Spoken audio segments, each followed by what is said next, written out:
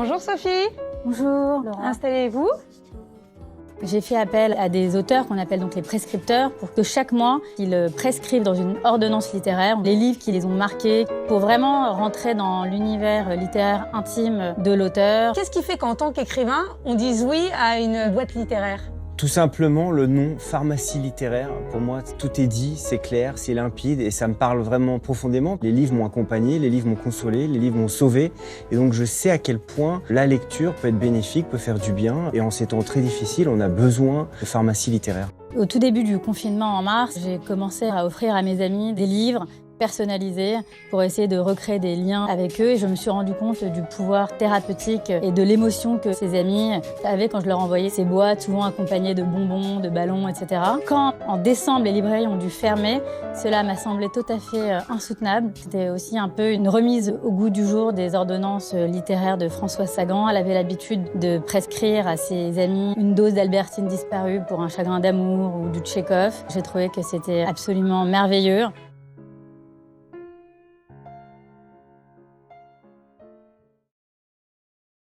Bonsoir à toutes et à tous. Tout d'abord, une très belle année 2021 puisque c'est le dernier jour où nous pouvons encore la souhaiter. Que cette année soit propice au mouvement de l'esprit, à la créativité, aux idées. Nous commençons l'année avec une nouvelle idée justement qui nous réunit aujourd'hui, la pharmacie littéraire. La pharmacie littéraire, c'est quoi ? C'est une boîte à livres pour prendre soin de vos mots, MOTS, confectionnés par les soins d'un auteur afin d'entrer dans son univers littéraire intime. Chaque mois, une ordonnance littéraire sera prescrite par un auteur qui choisira les livres qui l'ont marqué, les livres qui ont façonné son esprit. Dépasser la dose prescrite est fortement recommandé. Imaginez à l'occasion de la fermeture des librairies en France dans le contexte de crise sanitaire, la pharmacie littéraire se veut un projet altruiste tourné vers le plaisir d'apprendre, le plaisir de partager, en soutien au monde du livre. Nous avons créé des partenariats avec de nombreuses librairies françaises en Europe, notamment la librairie La Page de Londres, afin de favoriser le commerce local. Imaginez aussi, hélas, à l'occasion du Brexit, puisque je vous parle depuis Londres, si le Royaume-Uni est sorti de l'Union européenne, il fera toujours partie de l'espace Schengen culturel imaginaire, participant ainsi à la libre circulation des idées. Ces boîtes voyageront d'un pays à l'autre, à la découverte des auteurs contemporains ou classiques qui ont participé, en quelque sorte, à cette identité culturelle européenne qui m'est chère. Amanda Stairs, merci beaucoup d'avoir accepté d'être la première à vous prêter au jeu de cette ordonnance littéraire. Amanda Stairs évoquera sur ce plateau virtuel de la pharmacie littéraire des livres qui l'ont marquée dans sa jeunesse et qui l'ont inspirée à devenir elle-même écrivaine. Merci à vous, cher Patrick Poivre d'Arvor, d'avoir accepté d'interviewer notre premier auteur. Je vous rappelle que vous pourrez poser vos questions directement par écrit ou à l'oral à la fin à Amanda Stairs. So don't be shy. Je laisse désormais enfin la parole à Patrick Poivre d'Arvor. Merci beaucoup. Bonjour Sophie, bonjour à tous et bonjour Amanda.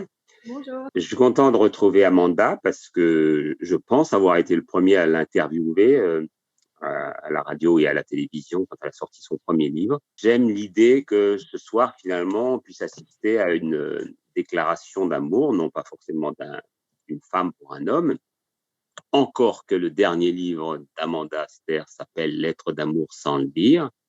Mais cette déclaration d'amour, je trouve qu'il n'y a rien de plus beau que on dit souvent, faites ça avec des fleurs, faites ça avec des livres, c'est très beau.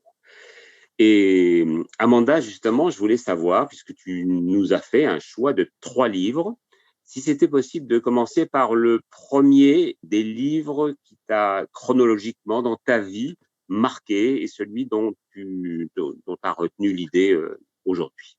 Bonsoir, merci de m'avoir invité et offert de faire ça. Le premier livre qui m'a marqué, c'est pas un livre qui est dans la boîte, mais c'est une émotion très charnelle, j'ai envie de dire, qui était le livre de... Laisse-moi vraiment être sûre de ne pas me tromper, mais je pense que c'est Le diable au corps de Radiguet. Ah oui, d'accord, bien sûr. J'ai relu des années après en me disant, en fait, c'est assez chaste, je veux dire, mais dans mon souvenir la progression. Quand je l'avais lu, je devais avoir une dizaine d'années. Et c'était un livre qui n'était pas pour moi, c'était un livre interdit, entre guillemets, que j'avais pris dans la bibliothèque. Et je me souviens d'un émoi physique qui passait par les mots, d'avoir été transportée, d'avoir en quelque sorte compris le sentiment amoureux, le sentiment du désir, le sentiment de l'abandon par un livre avant d'en faire l'expérience dans ma vie. Eh ben, c'est un très bon choix, en effet, pour démarrer dans la vie, puisque c'est un auteur qui finalement n'a fait qu'un très court passage sur Terre et il est mort à 20 ans. Il a laissé derrière lui seulement 2 livres, Le diable au corps Aussi, et Le bal du comte d'Orgel. Et d'ailleurs, si un jour Sophie me demande de faire une pharmacie littéraire, je mettrai un onguent du bal du comte d'Orgel. Pour moi, ça a eu énormément d'importance aussi. C'est un très, très bon choix. Donc après, tu as grandi, tu avais 10 ans, tu as commencé à lire des livres qui étaient plus interdits, mais qui n'étaient pas forcément dans la sphère de ce qu'on proposait à une jeune fille. Et entre le Marguerite Duras, entre le livre d'Aimé Césaire que tu nous proposes ou Rosa Montero, qui a été le premier arrivé dans ton panthéon. C'est le ravissement de Lol Weinstein. Ah oui. Le Marguerite Duras qui est arrivé en premier. Je dis souvent aux gens qui me demandent, qui me disent mes enfants lisent pas, j'arrive pas à les faire lire. Je leur dis souvent que l'important c'est le goût de la lecture avant même entre guillemets la qualité ou ce qu'on imagine qu'il faut faire lire. Il faut apprendre à aimer lire, à aimer être transporté avec peu importe ce qui nous tombe par la main. Je me souviens que mon fils aîné, il est entré dans la lecture par la bande dessinée, par exemple. Et j'ai lu, mais de façon, moi je dévorais, c'est-à-dire qu'il fallait que je lise tout le temps. Et il y avait des choses plus ou moins bonnes dedans. Et ça m'a aussi appris, comme quand on mange au McDonald's et dans un resto gastronomique, ça m'a aussi appris à faire la différence et à comprendre pourquoi quelqu'un écrivait bien et comment. Et Marguerite Duras, c'est énorme claque. Pour moi, c'est un des plus grands écrivains du monde. Et dans la pureté du ravissement de Lol Weinstein, dans l'économie de mots, dans l'autorisation, la place qu'elle laisse au silence. En fait, c'est quelqu'un qui est capable d'écrire autant ce qui ne se passe pas que ce qui se passe. Et c'est dans les trous, dans les manques, qu'elle arrive à créer la réelle émotion, puisque chacun y met sa propre histoire, ses propres angoisses. Et je pense que si j'ai bien appris quelque chose à la lecture de Duras, c'est à ne pas avoir peur de ne pas tout dire, ne pas tout dévoiler. Et le ravissement de Lol Weinstein, c'est l'histoire de la vie amoureuse dans son ensemble, puisque c'est l'histoire d'un homme qui tombe amoureux d'une femme et qui imagine ce qu'a pu être sa vie sentimentale à travers notamment une scène de bal sublime où elle se fait subtiliser son fiancé et qui est presque une scène de film. Oui, d'ailleurs, elle était cinéaste elle-même et donc il y a souvent dans son écriture quelque chose de l'ordre du visuel. Ça te parle forcément puisque toi-même tu es en train de tourner un film en ce moment à Rome. Quelque chose de visuel et aussi quelque chose de musical. D'abord parce qu'elle savait formidablement bien choisir ses compositeurs, mais aussi parce qu'il y a une musique Duras. Il y a des gens qui peuvent ne pas tout de suite comprendre, parce que c'est pas si facile comme univers. On rentre, on ne sait pas trop quelle est cette ville dont elle nous parle, quel est cet état dont elle nous parle. Même le mot de Lol Weinstein, on comprend à un moment donné que le V, c'est Valérie, mais bon, il y a plein de choses qui nous échappent, mais on est tout de suite porté par la musique. Et j'imagine que pour toi, et à te lire, je pense que tu auras réussi à en faire la traduction. La musique littéraire, ce qu'on appelle le style, mais qui peut être aussi plus que le style, la musique, c'est très important. Oui, et d'ailleurs, les grands écrivains que j'admire ont une musique s'ils ne sont pas eux-mêmes musiciens, comme Boris Vian.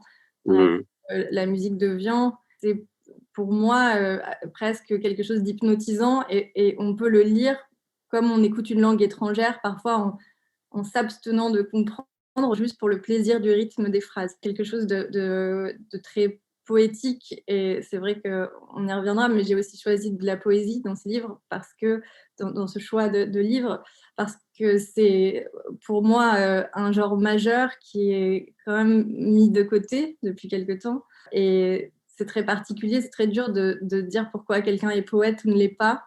Et pourtant, quand on lit de la grande poésie, il y a une évidence. Et c'est assez proche de la musique en ça. Pourquoi il y a des gens qui sont des grands musiciens et d'autres qui, pourtant, avec le même instrument, en faisant les mêmes notes, ne reproduisent pas la magie. Est-ce que tu as eu la chance de rencontrer Marguerite Duras? Non, j'ai pas eu cette chance, mais j'ai l'impression que je très prétentieuse d'avoir un lien sans avoir eu besoin de la rencontrer. J'ai l'impression de la comprendre et c'est, je pense, la force quand j'ai des gens qui viennent et que je rencontre dans des librairies et qui ont ce sentiment de me connaître, je comprends très bien ce qu'ils me disent parce que j'ai l'impression d'avoir aussi partagé cette intimité avec des auteurs. D'un coup, la sensation qu'on nous tend un miroir et que quelqu'un nous comprend. Je pense que c'est la force des grands livres.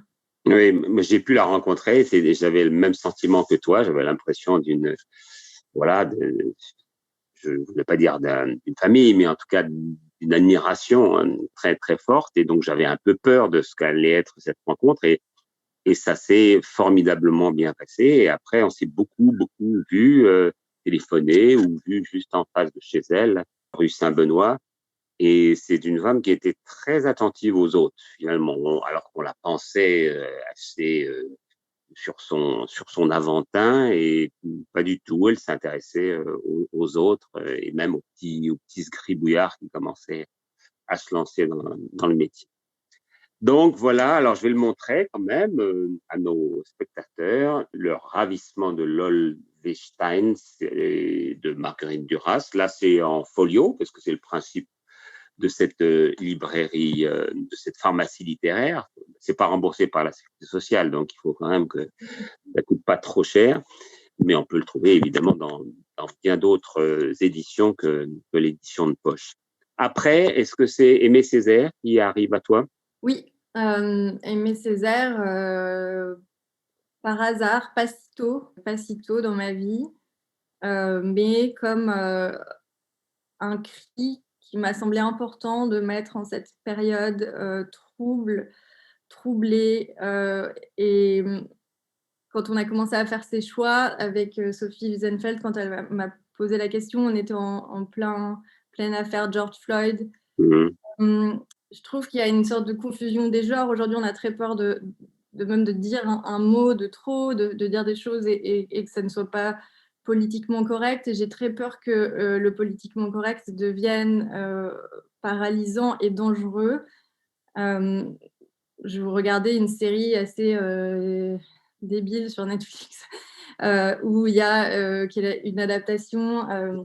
Je ne vais pas citer de nom, mais on est dans un monde un peu parallèle au 19e siècle et on C'est décide. la chronique des Bridgerton, c'est ça? Et on décide que la reine est noire, que le héros est noir. Et quelque part, c'est formidable s'il est indiqué de façon, et ça me semble très important, que ça n'était pas la réalité, qu'ils étaient au mieux en cuisine, quoi, qu'on était à une période d'esclavage, que ça n'a pas existé, puisque en voulant offrir une égalité, en fait, on réécrit l'histoire, et de cette façon-là, dans ce sens-là, ça me semble extrêmement dangereux. Et je pense que ce serait beaucoup plus fort, au lieu de ramener à notre culture, de faire entrer des acteurs noirs, par exemple, dans des rôles qui sont de toute évidence, puisque ce sont des choses historiques, pas faits pour eux. Je pense qu'il faut, au contraire, aller vers cette culture, aller vers leur culture et l'ouvrir et voir ce qu'il y a de merveilleux à nous apporter et être moins arrogant, moins prétentieux sur le fait qu'il n'y ait qu'une seule façon, qu'une seule littérature. Et Aimé Césaire est sans doute le premier grand cri du peuple noir en termes de poésie. Depuis ce rôle, il y a eu cette jeune poétesse qu'on a vue le jour de l'institution de la pardon, à force de parler en anglais. De Joe Biden. Joe Biden, ouais. Et on redonne cette place-là. Je pense que c'est important de donner cette place. Et c'est important parce que ce cri du peuple noir, c'est aussi le cri de toutes les douleurs, de toutes les populations en souffrance. Et il y a dans ce livre quelque chose qui, moi, m'a bouleversée, m'a fait comprendre des choses, m'a fait ouvrir des livres d'histoire, m'a fait me demander ce que je ne savais pas, qu'on ne nous enseignait pas tout le temps à l'école ou pas suffisamment. Et c'est un livre à faire lire à ses enfants, je pense. C'est un livre à étudier à l'école. D'ailleurs, il porte le nom d'un instrument pour l'école, puisque ça s'appelle Cahier d'un retour au pays natal. Et c'est vrai, pour abonder dans le sens de ce que tu nous disais, lui-même, quand on feuillette son cahier, quand on le lit ou quand on lit d'autres de ses livres, il emploie sans difficulté le mot de nègre, le mot de noir. C'est même lui qui a créé le concept de la négritude. Mais il en parle avec fierté. Et aujourd'hui, malheureusement, et c'est ça qui est terrible, singulièrement aux États-Unis, on voit que ce sont deux concepts qui s'affrontent avec une violence et souvent avec une absence d'intérêt de la part des mâles dominants, que sont les Blancs qui sont aux États-Unis depuis pas si longtemps d'ailleurs, mais qui sont pour l'instant tiennent toutes les commandes. Ouais, ce qui est complexe, c'est que, voilà, ce que je disais, et vraiment, on les fait rentrer. Et puis, à ce côté, maintenant, à Hollywood, maintenant, ils veulent mettre, voilà, on va d'un coup mettre des acteurs noirs. Mais moi, je veux qu'on prenne des acteurs noirs parce qu'ils ont du talent. Et il y en a des millions qui ont du talent. Il y en a plein.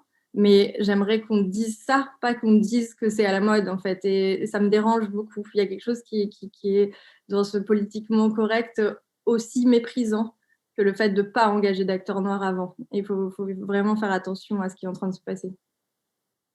Et sur l'idée puisque tu regardes Netflix apparemment, d'un Arsène Lupin joué par Omar Sy, qu'est-ce que tu J'ai trouvé ça formidable, Arsène Lupin. J'ai trouvé ça formidable. D'abord, il ne joue pas Arsène Lupin, il joue quelqu'un qui, justement, se sort d'une sorte de choses de sa vie à travers la littérature et s'invente lui-même un caractère, un personnage de Lupin.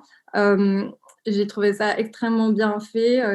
Vraiment, c'est une vraie série populaire et j'ai trouvé ça, par exemple, c'est formidable. Je pense que c'est bien de se dire voilà, que, évidemment, un acteur noir, symbole de la France en ce moment, puisque c'est la série la plus regardée dans le monde. Et c'est pas le sujet qui soit noir dans l'histoire, et ça fait du bien. Voilà, c'est juste un grand acteur avec un très grand rôle.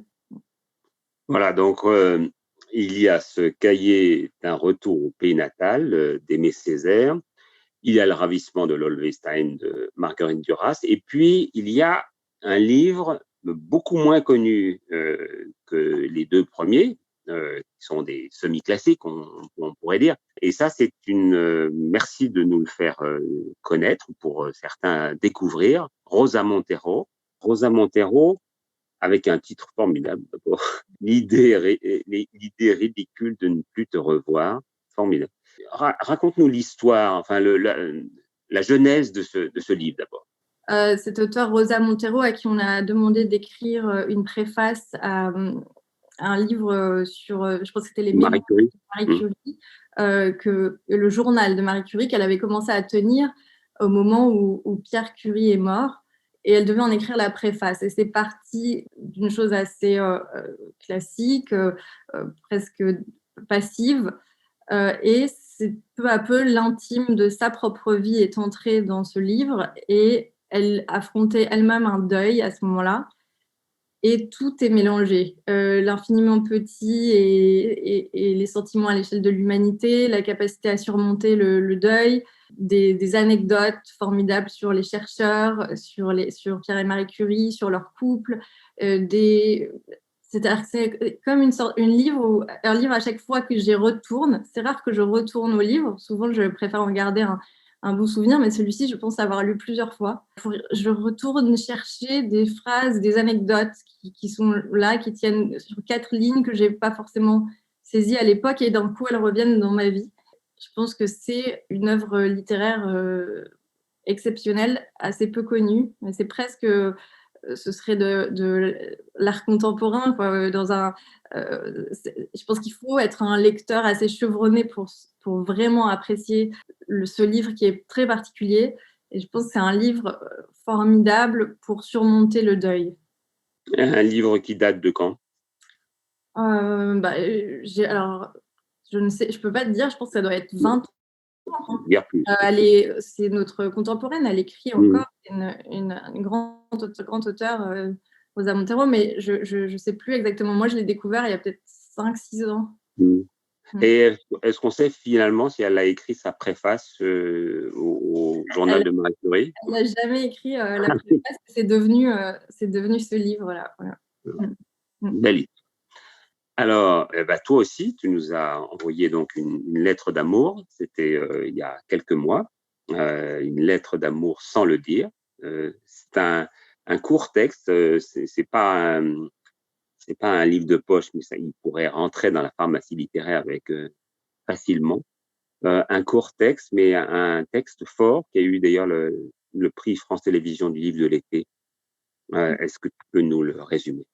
Alors l'histoire, de lettre d'amour sans le dire, c'est l'histoire c'est une lettre qui est adressée par une femme à un homme au Japon. C'est l'histoire de cette femme qui, se sent, un peu étrangère à sa propre vie, qui, vient du nord de la France, a déménagé à Paris pour, suivre, sa fille. Elle vient de se marier, elle a été une mère, adolescente, donc elle est encore assez jeune, elle a même pas 50 ans.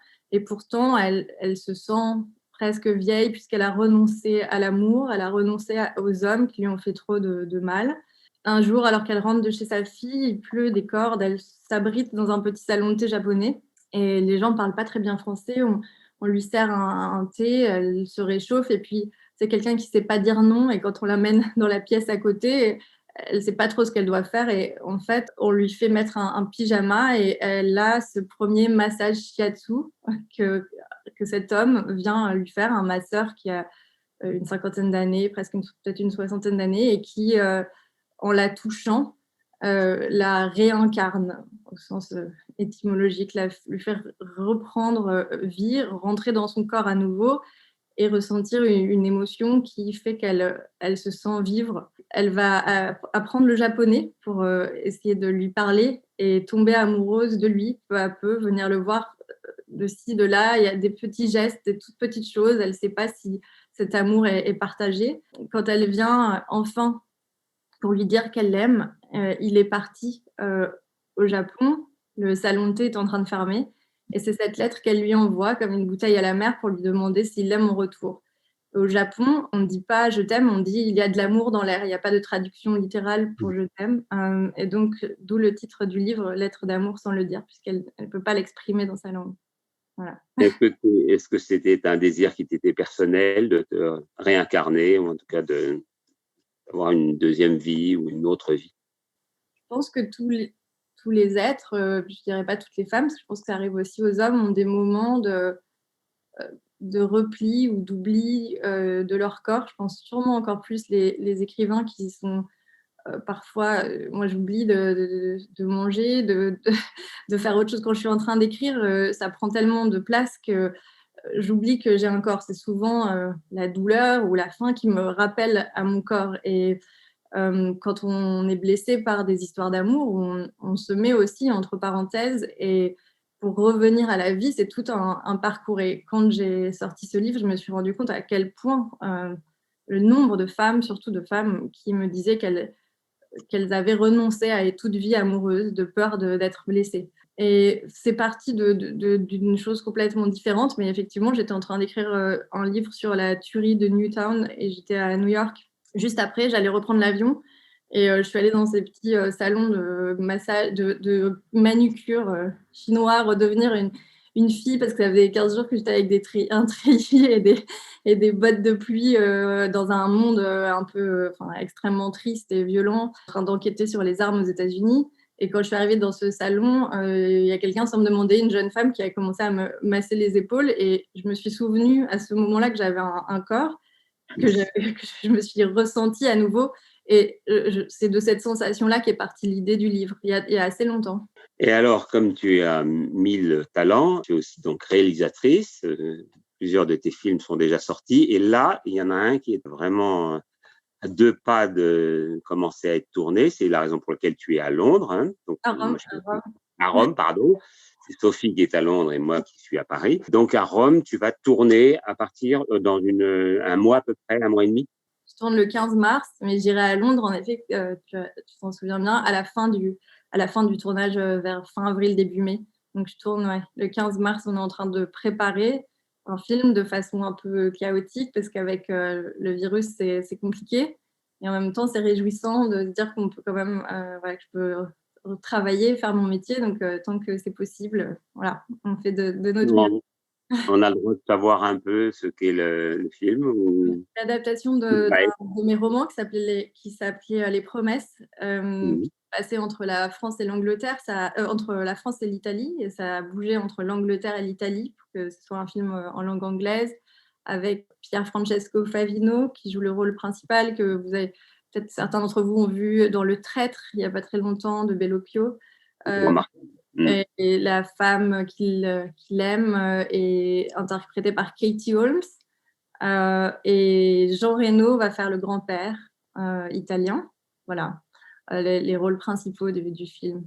Quand tu regardes ta vie, et une courte vie pour l'instant, mais est-ce que tu es heureuse finalement d'avoir embrassé tout cet univers de la création? Tu lisais beaucoup, tu nous l'as dit quand tu étais jeune, mais après se lancer, c'est autre chose. En plus, il y a le regard public, il y a des projecteurs, il y a tout ça.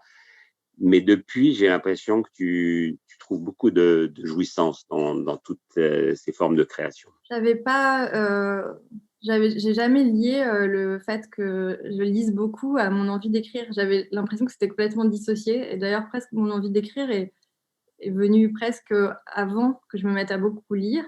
Et quand je lisais, j'avais pas l'impression que c'était la même chose ou que j'allais reproduire. C'était comme si c'était deux mondes parallèles. Et j'ai pas vraiment eu l'impression d'avoir le choix. C'était inscrit en moi, l'écriture.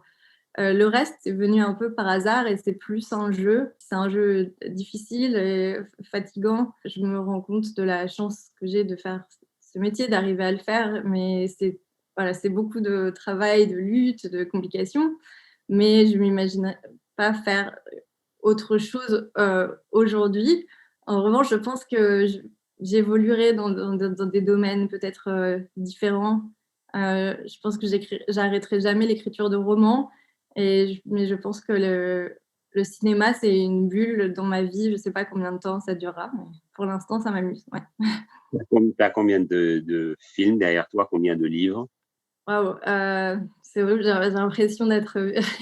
J'ai écrit 12 livres, je pense, pour les adultes. J'ai écrit plein de livres pour les enfants, je pense 6, 7, 8 peut-être. Je réalise mon 4e film et au théâtre, je pense 6 pièces, chose comme ça. C'est formidable ça, parce que c'est quand même un super beau parcours pour une jeune femme que j'avais été ravi de découvrir et je voyais tout ce potentiel qu'il y avait. Ça n'a pas arrêté depuis. Merci. Et d'ailleurs, c'était vraiment formidable cette première interview avec toi. Je me rappelle, Patrick, très bien. Évidemment, on se rappelle de sa première interview, mais je me rappelle aussi de ta bienveillance et de ta gentillesse et de ton écoute. Et c'était pas évident à l'époque, j'avais 23 ans. Donc, tu vois, il y a 2 ans. Et puis, tu ne pensais pas qu'un jour, on allait se retrouver par Zoom dans le monde entier à discuter de tes différentes œuvres. En tout cas, bravo pour ces choix. Bravo pour la lettre d'amour, sans le dire, d'abord, bien sûr. Et puis pour ces 3 choix de la pharmacie littéraire. Et bravo à Sophie aussi, parce que c'est une idée qu'avait eue à sa manière un peu Françoise Sagan. Elle avait parlé d'ordonnance littéraire un jour pour un livre. Je crois que c'était un Proust qu'elle avait recommandé comme ça pour se guérir d'un chagrin d'amour. Et elle avait eu une bonne idée, elle avait appelé ça des ordonnances littéraires. Je crois que c'était, il fallait lire quelques pages d'Albertine disparue par jour. Voilà. En plus, c'est très, très bon. Et c'est très bon aussi de les lire à voix haute, s'agissant de Proust. Bon, Sophie, je te livre Amanda.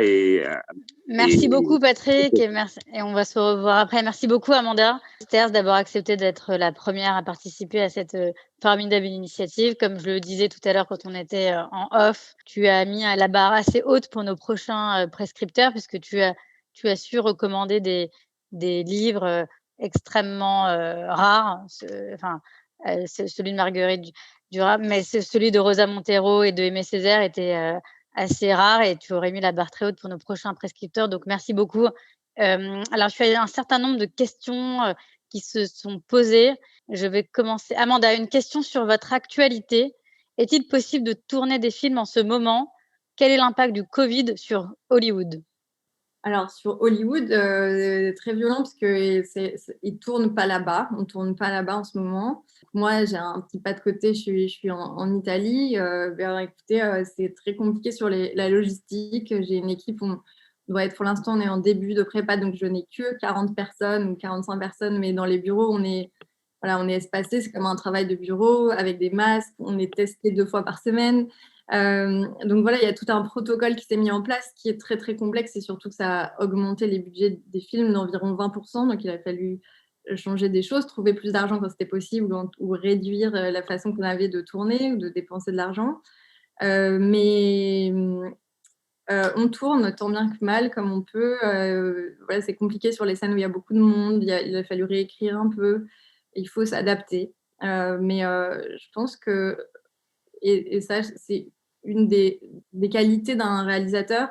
Souvent, dans la contrainte, on trouve des idées plus fortes, plus intéressantes. Et je ne le dis pas de façon juste voilà, pour donner un espoir ou un exemple ou de façon un peu prétentieuse. C'est vraiment, sincèrement, dans la contrainte, moi, j'ai toujours été meilleure dans l'urgence, dans la peur, dans le besoin de trouver des solutions. Donc, on essaye de voir les choses comme ça. D'accord, merci. Alors, une question pour vous, Patrick.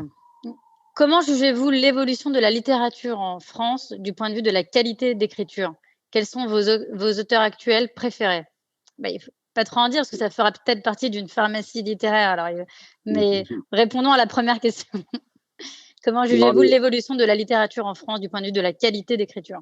Il est assez courant de dire qu'on ne retrouve pas toute la force qu'il y avait au 19e ou même dans l'entre-deux-guerres, etc. Mais en fait, quand on regarde bien et quand on fouille dans tout ce qu'on reçoit et tout ce qui se publie, il y a de grands auteurs. Singulièrement, là, puisque vous parlez de littérature française, il y en a quand même 2, Jean-Marie Le Clédio et Patrick Modiano, qui ont eu le prix Nobel de littérature. Et ce sont des gens dont on se souviendra davantage que Philippe Prudhomme ou quelques autres, ou même Churchill, parce que n'oublions pas que Churchill a eu le prix Nobel de littérature. Beaucoup de gens pensent qu'il a eu le prix Nobel de la paix. Donc, ça veut dire qu'il y a encore des auteurs. Alors, bien sûr, il y a énormément de publications de toute nature, et il y a un peu de tout. Évidemment, il y a des livres qui sont là pour se faire du bien, hein, c'est les fameux feel-good books, mais qui sont pas inutiles pour les gens. Si les gens n'ont pas lu le livre et qui commencent par un de ces livres, c'est bon. C'est comme chez vous à Londres, vous avez J.K. Rowling, mais c'est extraordinaire ce qu'elle a fait comme travail vis-à-vis des jeunes. Le nombre de jeunes qui sont venus à la littérature en commençant par les aventures d'Harry Potter, c'est le cas de, par exemple, mon dernier fils. Il a été fou de ça, et puis après, il a fait justement beaucoup de philo, notamment au King's College et ailleurs. Et voilà, ça l'a pas empêché d'aller vers des auteurs moins accessibles. Donc, au fond, il y a en effet une grosse production, des productions de livres qui personnellement me passionnent pas tous, mais évidemment, c'est normal, parce qu'il faut faire des choix. Mais il y a toujours de très belles choses, et notamment à travers les prix littéraires, on découvre un joli panel, quoi. Donc, en ce qui concerne ma pharmacie littéraire, je le garderai pour la fois là, pour ma petite boîte. Voilà. Tu mettras peut-être le merveilleux roman qu'on a découvert au prix du Ritz. Ah oui, c'est formidable, parce que en effet, je me suis retrouvé avec un jury qui était très, très féminin, avec notamment Amanda, à l'initiative d'Emmanuel de Boisson, d'Alexandra Fra, de Tristan Bannon, et on a découvert un très bon roman. J'espère qu'on va vite le récompenser, parce que on l'a officiellement intronisé, mais on n'a pas pu lui remettre ce prix au Ritz, et on va faire ça au plus vite. On va garder la surprise pour la pharmacie. Voilà. Voilà, merci beaucoup. Alors, une question de la part de Kozan pour Amanda. Amanda, as-tu commencé l'écriture d'un nouveau livre? Je pense que oui, mais peux-tu nous donner un tout petit élément pour nous laisser rêver et nous faire patienter? Nazia, ça doit être un étudiant anglais du King's College, je crois. Alors, c'est très compliqué. J'ai écrit un livre depuis 3 ans et demi que j'ai écrit avant Lettres d'amour sans le dire, mais qui est un livre en 2 volumes. Alors là, c'est l'inverse, c'est un livre très épais et c'est une saga familiale, comme on n'en fait plus vraiment, qui est un peu surprenante, qui n'est pas du tout dans le genre de ce que j'ai écrit auparavant. Et c'est tout un débat avec mes éditeurs de savoir si on attend que j'écrive le second, qui peut prendre encore 2 ans, ou si j'en fais glisser un au milieu, parce que j'ai une envie là. Et voilà, donc c'est toujours particulier, parce que je me force jamais à écrire. J'écris que ce qui me vient. Voilà, un livre en deux tomes, aussi épais, avec toute une famille et tout, c'est très compliqué, c'est des mathématiques. Mais voilà, donc c'est ou celui-ci, ou un livre plus intime, dont je ne vais pas révéler le sujet, mais plus intime et qui parle de façon indirecte de solidarité. Voilà. D'accord, un thème qui nous est cher, la solidarité. D'accord. Alors sinon, c'est un lecteur, une personne qui a acheté la pharmacie littéraire, Marc, de Paris, et qui a dit que le livre d'Aimé Césaire était très compliqué à lire, mais il a quand même envie de découvrir d'autres livres de cet auteur. Est-ce qu'il y en aurait peut-être un à lui conseiller qui serait plus poétique, plus enthousiasmant que celui-ci? Plus poétique. C'est un poète. Alors, s'il a du mal avec celui-là, moi, je pense que j'ai donné le plus accessible, a priori. Hein, je ne sais pas ce que tu penses, Patrick. Oui, c'est bon. Aujourd'hui, je pense qu'on a la chance d'avoir qui regarde sur Internet et qui regarde des extraits, parce que c'est compliqué. Pour moi, c'est le plus accessible d'Aimé Césaire. C'est le plus D'accord. accessible. Et je pense que c'est pas un livre. La poésie, c'est pas quelque chose qu'on lit comme un roman en une traite. C'est quelque chose qu'il faut lire par morceaux, revenir, poser le livre, réfléchir, comprendre. Et je lui conseille de revenir à ce livre, d'essayer de trouver des correspondances avec sa vie, ou avec ce qu'il lit, ou avec l'actualité. Et je pense que ce sera éclairé différemment. D'accord. Alors justement, j'ai une question pour vous, Amanda, puisqu'on parle de poésie, d'accessibilité. Qu'est-ce que vous avez pensé de Amanda Gorman, justement, celle qui est la poétesse qui a fait le discours d'introduction à l'intronisation de Biden? Moi, je pense que j'aime les symboles. Et il y avait quelque chose d'un peu grand show, comme savent faire les Américains, donc c'était peut-être un peu trop. Et en même temps, je me souviens, je suis pas particulièrement fan de toute la politique d'Obama, par exemple, mais je me souviens que le jour de son investiture, j'étais assise avec mes enfants à regarder l'investiture d'Obama à la télé, et en leur disant: vous vous rendez compte de ce que ça veut dire pour ce pays, les larmes sont montées. Et c'était au-delà des idées de l'homme ou de sa politique, voilà, qu'on peut aimer par endroit ou pas. Mais ce que ça voulait dire de ce pays m'avait bouleversée. Comme ça m'a bouleversée dans le mauvais sens quand Trump a été élu. Je me disais, comment on peut passer de là à là, qu'est-ce qui s'est passé, en quoi on s'est trompé, en fait, qu'est-ce qui fait qu'on régresse. Et du coup, cette jeune poétesse, j'ai trouvé c'était charmant. Je n'ai pas eu de bouleversement littéraire, mais j'ai trouvé ça beau qu'elle soit là et qu'elle représente la jeunesse, l'espoir, et qu'on mette la poésie sur un piédestal en ce jour-là. Et vous pensez qu'en France, on pourrait arriver à ce genre de mise en scène de la poésie, par exemple? Mise en scène de la poésie, j'adorerais. Mise en scène politique, j'espère pas. Voilà, En fait, la politique spectacle, le truc où tout est mélangé, là-bas, pour moi, il y a un problème qui fait qu'on en arrive à Trump. C'est que, voilà, enfin, ils ont élu le meilleur marketing, quoi. J'espère qu'on ne tombera pas dans ces travers. Alors justement, en parlant de marketing, j'avais trouvé ça assez étonnant et incompatible avec l'esprit de la poésie que cette Amanda Gorman avait eu des contrats avec Nike, par exemple. Est-ce que vous pensez que c'est compatible, la poésie et justement le marketing et écrire pour des grandes marques comme Nike et elle a eu d'autres contrats apparemment après? Enfin, pourquoi pas? Moi, pourquoi pas, mais c'est vrai que c'est un autre monde. C'est un monde d'ultra-capitalisme hyper différent. On peut pas, je pense qu'on peut pas comparer ça. Mais c'est vrai qu'il y a une chose à trouver au milieu de ces deux mondes, qui sont ce vieux monde européen qui a un problème avec le succès, la réussite, avec le fait de parler d'argent et où pour être un grand artiste, il faut crever de froid dans son coin. Et l'excès inverse aux États-Unis où tout devient matière à être mercantile. Voilà, donc il y a sûrement une balance à trouver. Si je puis me permettre, Oui, bien sûr. c'est vrai qu'il y avait ce côté chaud qui était un peu gênant. Et en même temps, tout était fait pour qu'il y ait de la fraîcheur dans les couleurs, notamment de l'habillement de cette jeune fille. Mais c'est vraiment intéressant. C'est quelque chose dont on pourrait s'inspirer en ce qui nous concerne en France, puisqu'on a assez souvent des présidents quand même qui se targuent d'aimer la littérature. Ce serait bien que pour leur intronisation, il puisse y avoir une petite poésie. Pas oublier que Georges Pompidou, qui a été d'ailleurs le compatriote, collègue de Aimé Césaire et de Léopold Sédar Senghor à l'École normale supérieure, Pompidou avait écrit une anthologie de la poésie. Donc c'est beau de mettre la poésie en valeur.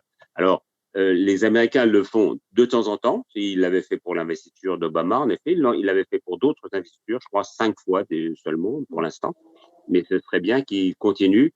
Et s'ils peuvent éviter de rajouter des contrats Nike ou autres, ce serait quand même bien, parce que là, en ce moment, vous savez, il y a cette image assez virale sur les réseaux sociaux où on voit les moufles lors de Ah cette oui. fameuse investiture De Bernie Sanders.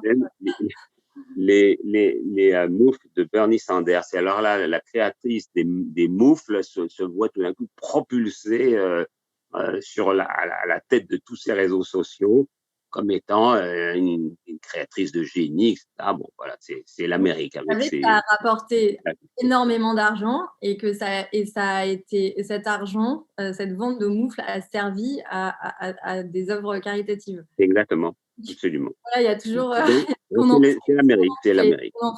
Mais c'est vrai qu'à mon sens, c'était plus logique d'avoir une poétesse à côté d'un président élu dans ces circonstances que Jennifer Lopez, quoi, par exemple. Mais ils ont eu les deux, hein, parce qu'il y a eu un peu de on a eu un petit mélange. Non, mais ça ressemble de plus en plus au Super Bowl, quoi, et c'est un peu compliqué. Bon, merci beaucoup. Alors, on a quelques questions encore avant de finir. Une question pour vous, Patrick. Certains se servent de la littérature pour dénoncer des crimes dans leur sphère privée. Le plus récemment, un problème d'inceste. Est-ce que la littérature est vraiment le lieu du déballage médiatique? Tout dépend de la manière dont les choses sont écrites. C'est vraiment, là, on revient à ce qu'on a dit tout à l'heure avec Amanda Ster, c'est-à-dire que le style, c'est important. Et il y a un style chez Camille Kouchner. C'est pas juste un cahier qui relate horribles, des très douloureuses expériences. Donc c'est vraiment la manière dont les choses sont dites. Je pense que pour revenir à votre image de pharmacie littéraire, que l'écriture, ça doit pas être une thérapie. Il y a des psys pour ça, voilà, on peut faire d'autres choses, mais l'écriture, c'est forcément une réinvention du vivant, du vécu, de l'émotion, une transformation aussi.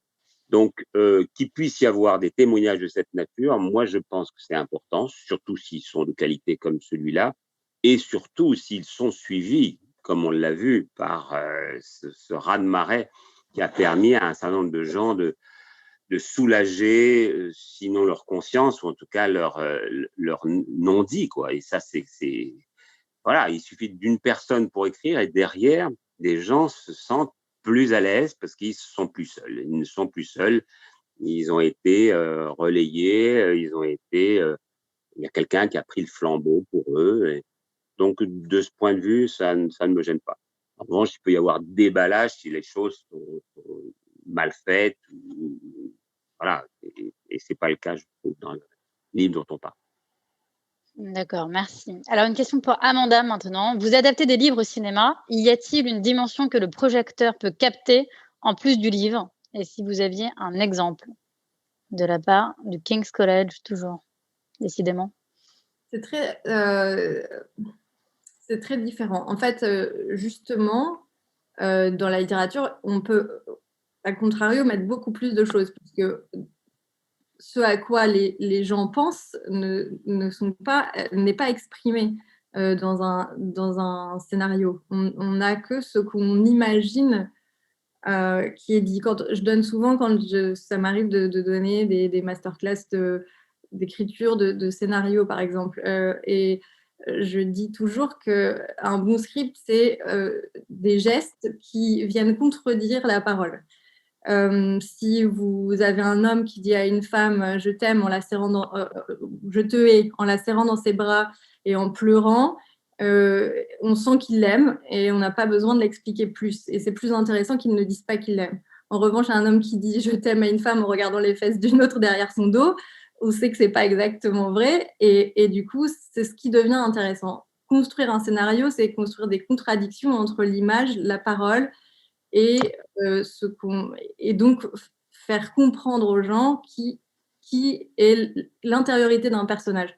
Un roman peut se permettre d'exprimer l'intériorité du personnage sur 40 pages, on a beaucoup plus de temps. Donc c'est un exercice très tendu. Un scénario, c'est faire comprendre qui on a en face de nous en très peu de temps. Et donc c'est bizarrement, je pense que c'est plus complexe, c'est plus complexe d'écrire un scénario, en tout cas dans ces termes-là, sur l'éclairage d'un personnage, même si évidemment c'est un exercice très différent. D'accord, merci. Alors une question de la part qui n'a rien à voir avec la littérature, mais c'était en fait la boîte vient accompagnée de petits sablés et nos boulangers se sont mis sur notre Zoom et ils voulaient savoir si, alors, pour sortir un peu du cadre littéraire quand même, que pensez-vous de la petite boîte de sablés à améliorer ou juste parfait pour accompagner votre prescription? Moi, je les ai tous mangés. Et avec le thé, c'était parfait. Je ne changerai rien. C'est formidable. Merci beaucoup. Et merci. Et vous, Patrick, vous avez goûté? Moi, j'ai beaucoup aimé et je suis moins gourmand qu'Amanda, donc je me les réserve pour le matin où habituellement je prends une madeleine et un café. Et là, je prends un sablé et un café. Donc, il m'en reste encore un petit peu. C'est formidable. À Amanda.